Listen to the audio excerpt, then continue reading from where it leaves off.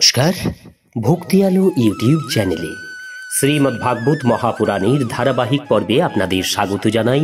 আজকের পর্ব মহারাজ পৃথু কর্তৃক নিজ প্রজাদের উপদেশ দান। চ্যানেলে যারা নতুন তাদের অনুরোধ জানাবো চ্যানেলটি সাবস্ক্রাইব করে শ্রীমদ্ ভাগবত মহাপুরাণের ধারাবাহিক পর্বগুলি শ্রবণ করুন। আসুন আজকের পর্ব শুরু করি মহারাজ পৃথু কর্তৃক নিজ প্রজাদের উপদেশ দান। মৈত্রেয় বললেন, বিদুর, সেই সময় পৃথু রাজধানীকে মুক্তাদাম, পুষ্পমাল্য, রঙিন বস্ত্র, স্বর্ণমণ্ডিত তোরণ এবং অতীব সুগন্ধি ধূপ সমূহে সর্বত্র সুশোভিত করা হয়েছিল। নগরের রাজপথ, চত্বর এবং অন্যান্য পথগুলিকে চন্দন এবং অগরু মিশ্রিত জলে সিঞ্চিত করা হয়েছিল এবং পুষ্প, অক্ষত আতপ চাল, ফল, জবাঙ্কুর, লাজ অর্থাৎ খই এবং প্রদীপ প্রভৃতি মাঙ্গলিক দ্রব্যের দ্বারা নগরটিকে উৎসবের সজ্জায় সজ্জিত করা হয়েছিল। ফল পত্রযুক্ত কদলী বৃক্ষ এবং ক্ষুদ্র সুপারি বৃক্ষ মনোরমভাবে বিন্যস্ত করায় এবং আম্র প্রভৃতি বিভিন্ন বৃক্ষের পত্ররচিত মাল্যসমূহ লম্বিত করায় নগরীর শোভা বর্ধিত হয়েছিল। মহারাজের নগর প্রবেশের সময়ে প্রজাগণ এবং উজ্জ্বল কুণ্ডলে অলঙ্কৃত সুন্দরী কুমারীগণ হস্তে দ্বীপ এবং অন্যান্য উপহার ও মাঙ্গলিক দ্রব্য নিয়ে তার প্রত্যুৎগমন অগ্রসর হয়ে অভ্যর্থনা করেছিল।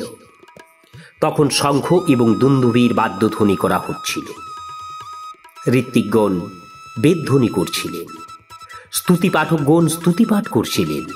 এই সবেই তার অভ্যর্থনার জন্য করা হলেও পৃথু কিন্তু সেজন্য কোনো অহংকার বোধে আচ্ছন্ন না হয়ে ক্রমে নিজ রাজভবনে প্রবেশ করলেন। পথের মধ্যে বিভিন্ন স্থানে নগরবাসী এবং জনপদবাসীগণ তাকে অভ্যর্থনা করেছিল। মহাযশা পৃথুও প্রীতির সঙ্গে তাদের অভীষ্ট বর প্রদানে প্রত্যাভিনন্দিত করেছিলেন। পৃথু সকলের পূজনীয় মহাপুরুষ পদবীতে আরোহণ করেছিলেন। তিনি বহুবিধ অনবদ্য এবং মহৎ জনকল্যাণমূলক কাজের অনুষ্ঠান করে সর্বত্র বিস্তৃত বিপুল যশ অর্জন করেছিলেন এবং এইভাবে আজীবন পৃথিবীর শাসনভার বহন করে অন্তিমে পরম ধামে গমন করেছিলেন। সুত বললেন, মুনিবর শৌনক, এই প্রকারে ভগবান মৈত্রেয় মুনির মুখে আদিরাজ পৃথুর অশেষ গুণময় গুণীজন প্রশংসিত বিস্তৃত যশগাথা শুনে পরম ভাগবত বিদুর তাকে সম্মান জানিয়ে বললেন। বিদুর বললেন, ব্রাহ্মণগণ পৃথুর অভিষেক করেছিলেন, সকল দেবতা তাকে উপহার অর্পণ করেছিলেন। নিজের বাহুদয়ে বিষ্ণুর তেজ ধারণ করে সেই বাহুযুগলের দ্বারাই তিনি পৃথিবী দহন করেছিলেন। আজও পর্যন্ত পৃথিবীর সকল রাজা এবং লোকপালকগণ সহ সকল লোক সেই পৃথুরী বিক্রমের উচ্ছিষ্ট রূপ ভোগ্য বস্তুসমূহের উপজীব্য করে নিজেদের ইচ্ছানুসারে জীবন নির্বাহ করে চলেছে। এমন কোনো বিদগ্ধ ব্যক্তি আছেন যিনি সেই পৃথুর পবিত্র কীর্তির কথা শুনতে চাইবেন না? সুতরাং আপনি আমাকে তার সেই নির্মল কীর্তিসমূহের আরো কিছু বিবরণ দয়া করে শোনান। মৈত্রেয় বললেন, সাধু শ্রেষ্ঠ বিদুর, মহারাজ পৃথু গঙ্গা এবং যমুনার মধ্যবর্তী দেশে বসবাস করে নিজের পুণ্যকর্ম ক্ষয়ের বাসনায় কেবলমাত্র প্রারব্ধ বশে সমাগত ভোগের দ্বারা জীবন নির্বাহ করেছিলেন। ব্রাহ্মণ বংশীয় ব্যক্তি এবং ভগবান বিষ্ণুর ভক্তবৃন্দ ব্যতীত সপ্তদ্বীপের সকল লোকের উপরে তার অখণ্ড এবং অবাধ শাসন প্রতিষ্ঠিত ছিল। কোনো এক সময় তিনি এক মহাসূত্রে দীক্ষিত হয়েছিলেন। এই উপলক্ষে সেখানে দেবতা, ব্রহ্মর্ষি এবং রাজর্ষিগণের এক বৃহৎ সম্মেলন হয়েছিল। সেখানে উপস্থিত পূজনীয় অতিথিবৃন্দকে সম্যক যথোপযুক্ত অভ্যর্থনা জানানো হলে মহারাজ পৃথু সেই সভামধ্যে উঠে দাঁড়ালেন। দেখে মনে হলো যেন নক্ষত্র রাশির মধ্যে চন্দ্রের উদয় হলো। তার শরীর সমুন্নত, বাহুদয় পীন এবং দীর্ঘ, গাত্রবর্ণ ক্ষৌর, নেত্রোদয় পদ্মের মতো সুন্দর এবং অরুণাভ, নাসিকা এবং মুখমণ্ডল অত্যন্ত সুন্দর, সৌম্যমূর্তি এবং স্কন্ধদ্বয় সুগঠিত, হাস্য বিকশিত দন্তপংক্তি অত্যন্ত মনোহর ছিল।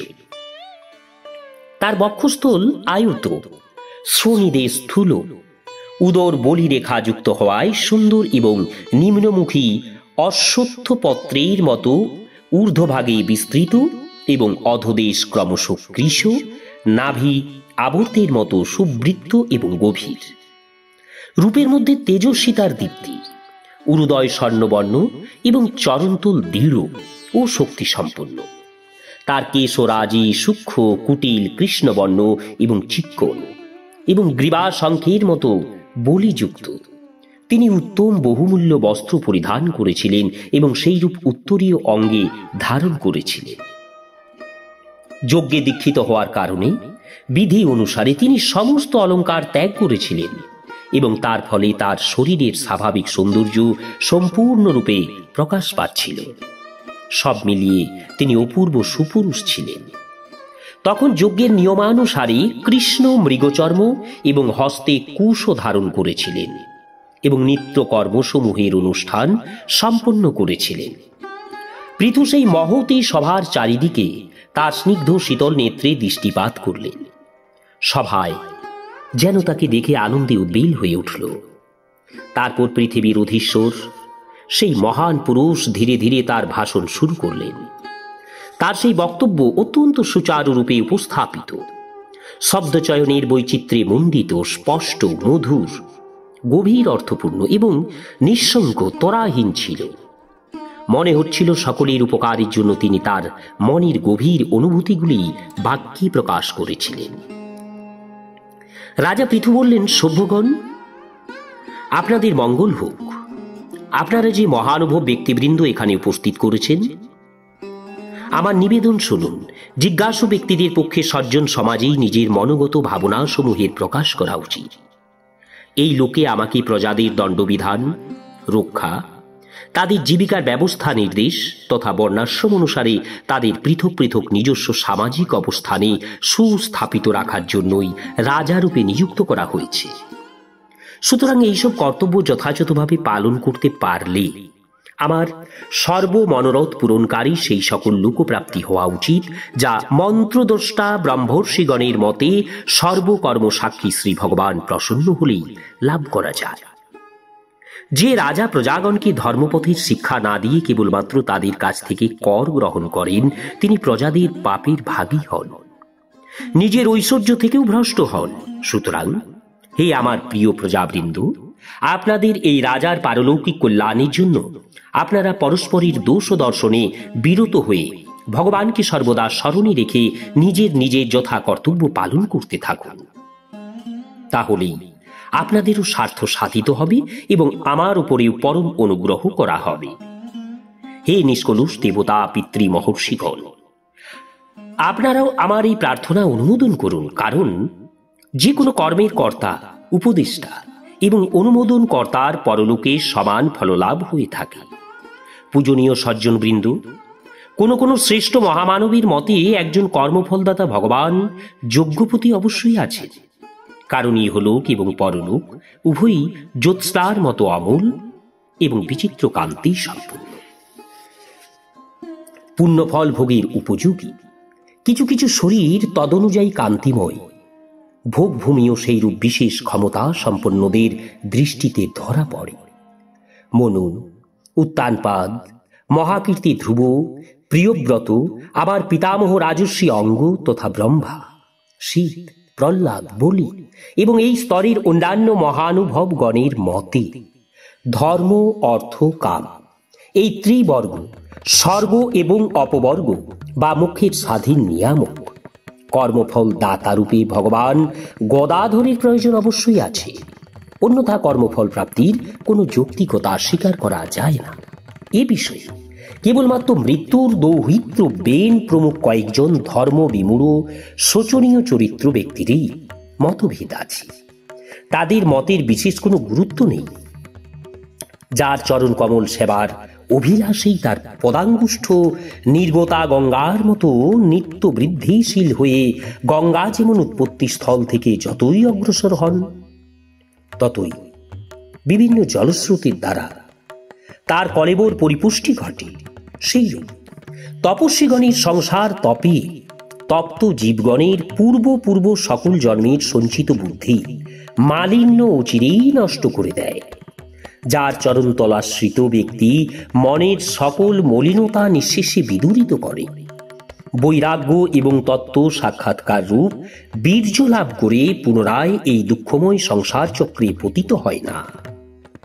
যার চরণ কমল সকল কামনার পূরণকারী, সেই প্রভুকেই আপনারা নিজ নিজ জীবিকার উপযোগী বর্ণাশ্রমোচিত অধ্যাপনাদি কর্ম এবং ধ্যান স্তুতি পূজাদি মানসিক বাচিক এবং শারীরিক ক্রিয়ার দ্বারা ভজনা করুন।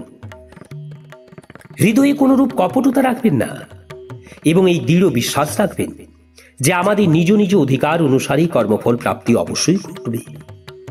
ভগবান স্বরূপত বিশুদ্ধ, বিজ্ঞান ঘন এবং সমস্ত বিশেষণ রহিত, কিন্তু এই কর্মমার্গে তিনি অনেক বিশেষণযুক্ত যজ্ঞরূপে প্রকাশিত হয়ে থাকেন।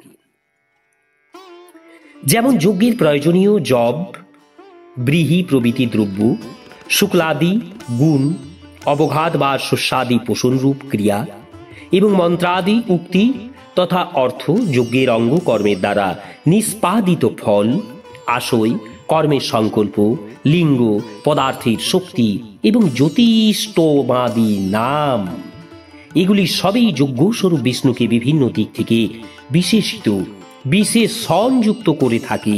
সুতরাং কর্মমার্গে প্রবৃত্ত ব্যক্তির কর্মের সমস্ত অঙ্গেই ভগবানের প্রকাশ দর্শন অভিপ্রেত।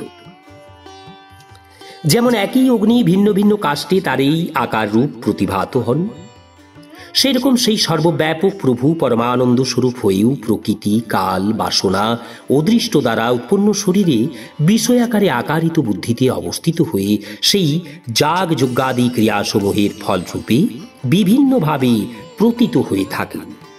আহা, এই পৃথিবীতে আমার যে সকল প্রজা যজ্ঞভাগ ভোক্তা দেবতাদের অধীশ্বর সর্বগুরু শ্রী হরিকে নিজ নিজ বর্ণাশ্রমানুগত ধর্মের দ্বারা একনিষ্ঠভাবে নিরন্তর আরাধনা করেন, তারা আমার প্রতি বিশেষ অনুগ্রহ বর্ষণ করে থাকে।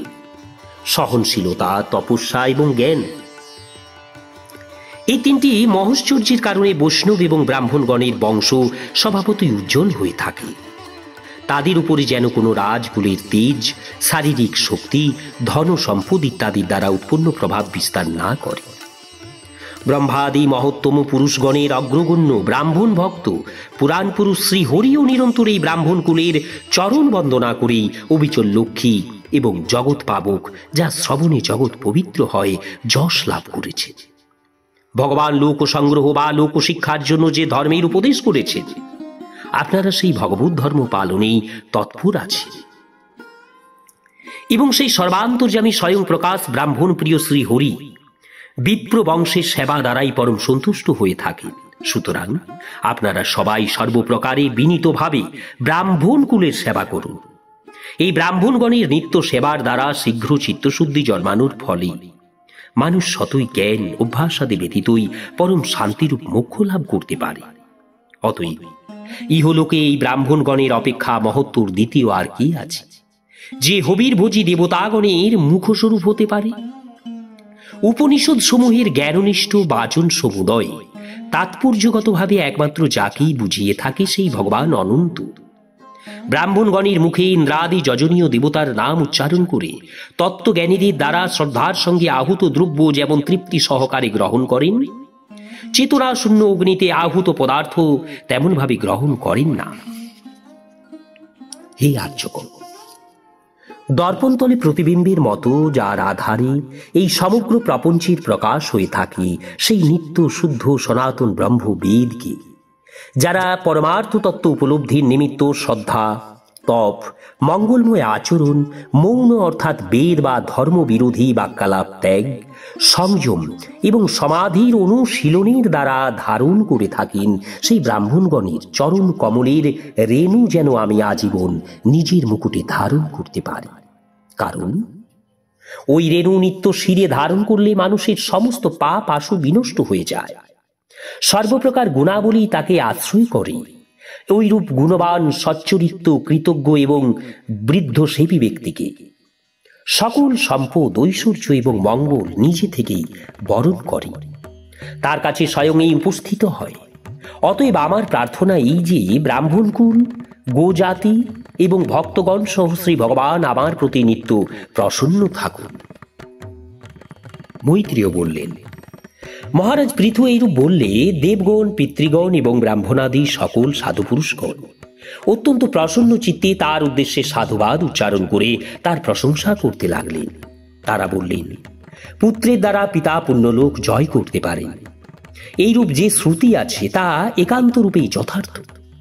পাপী বেন ব্রহ্মশাপে হত হয়েছিল, কিন্তু এর পুণ্য বলে সে নরক থেকে পরিত্রাণ পেল। হিরণ্যকশিপুর ভগবদ নিন্দার কারণে নরক গমনেই নির্ধারিত ছিল, কিন্তু সেও নিজ পুত্র প্রহ্লাদের পুণ্য প্রভাবে নিস্তার পেয়েছিল। হে বীরবর মহারাজ পৃথু, আপনি তো পৃথিবীর পিতা স্বরূপ, স্বর্গলোকের যিনি এক এবং অদ্বিতীয় পরমপতি, সেই ভগবান শ্রীহরির প্রতিও আপনার এইরূপ অবিচল ভক্তি, আপনি অনন্তকাল জীবিত থাকুন। মহারাজ, আপনারা জীবিত থাকলে জগতের পরম মঙ্গল। আপনার যশগাথা শ্রবণ লোকের পরিত্রাপ জনিত কারণ। আপনি পুণ্য শ্লোক শ্রেষ্ঠ ব্রাহ্মণ্যদের শ্রীহরির কথা কীর্তন করেছেন। আমাদের সৌভাগ্যের শেষ নেই যে আমরা আপনাকে প্রভু রূপে পেয়েছি, কারণ তার ফলে আমরা প্রকৃতপক্ষে ভগবান মুকুন্দকেই রাজা রূপে লাভ করেছি। আমরা তারই রাজত্বে বাস করছি। প্রভু, আপনি যে আশ্রিত জনের প্রজাদের প্রতি এইরূপ হিতোপদেশ প্রদান করলেন, এতে আশ্চর্যের কিছু নেই। কারণ প্রজানুরাগ, প্রজাদের প্রতি গভীর আন্তরিক প্রীতি, করুণা পরবশ মহাত্মাগণের পক্ষে একান্তই স্বাভাবিক। আমরা প্রারব্ধ কর্মের বশবর্তী হয়ে বিবেক জ্ঞানের অভাবে অন্ধের মতো সংসার অরণ্যে বিচরণ করছিলাম। প্রিয় প্রভু, আপনি আমাদের আজ সেই অজ্ঞান রূপ মহা অন্ধকারের পারে পৌঁছে দিলেন, উদ্ধার করলেন আমাদের।